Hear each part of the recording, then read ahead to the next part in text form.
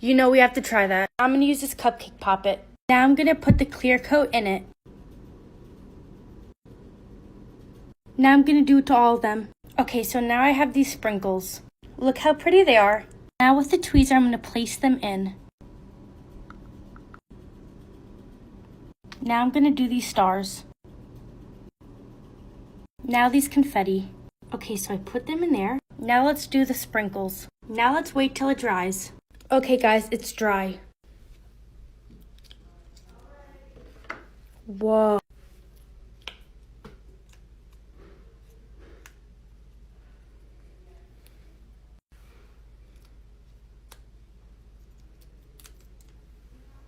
Look how cool that looks.